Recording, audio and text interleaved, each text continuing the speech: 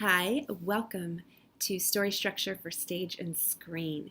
We are going to have a very intense semester, but you are going to appreciate what you will learn here. And some of you may be more advanced and may know some of the elements of story and structure that I will be teaching.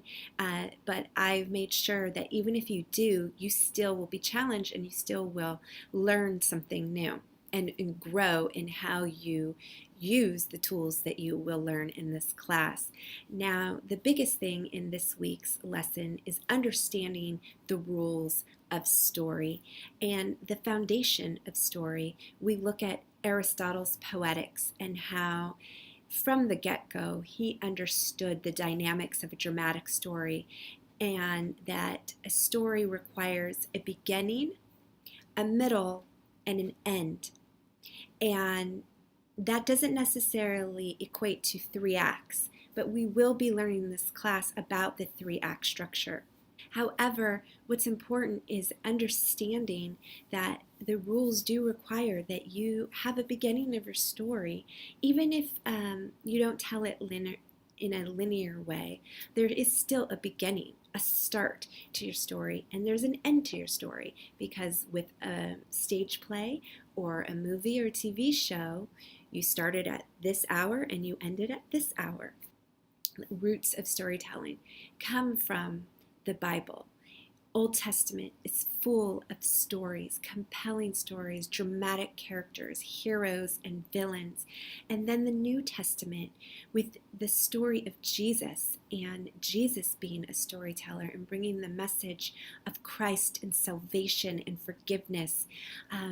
And so I want us to go back to the beginning to really understand what makes strong, dramatic, redemptive storytelling.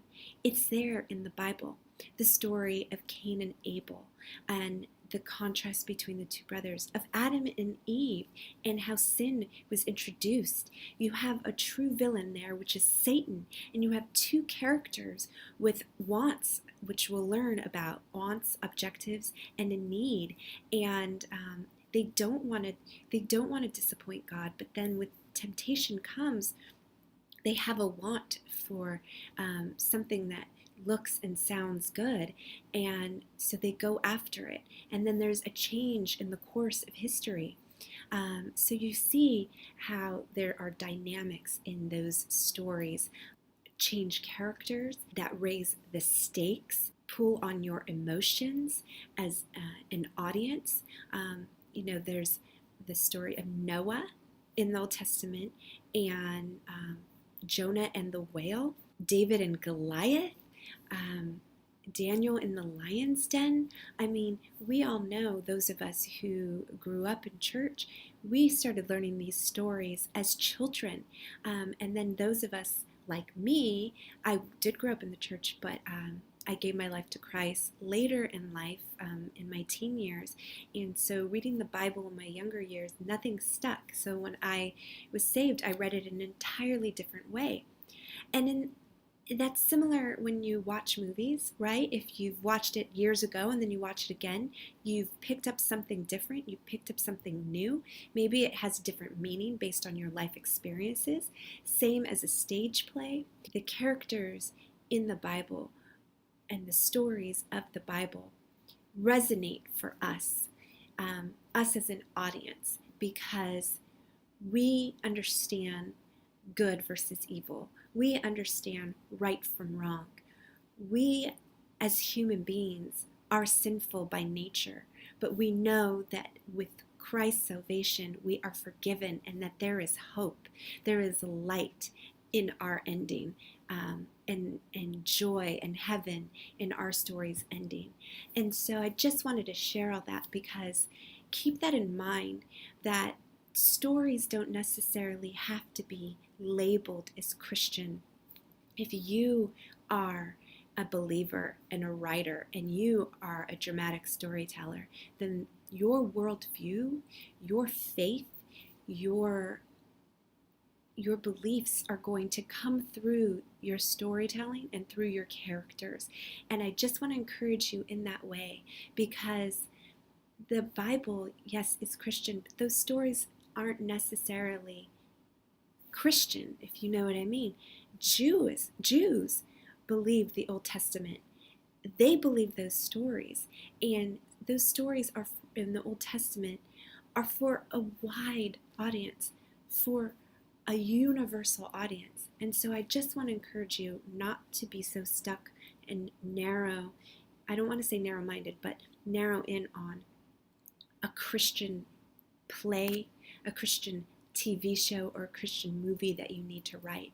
But I want you in this course to understand that you are called to write a compelling, dramatic story. So let's get started with your first assignment, and I just want to briefly explain that I don't expect you to fully understand what I'm asking of you in the assignment.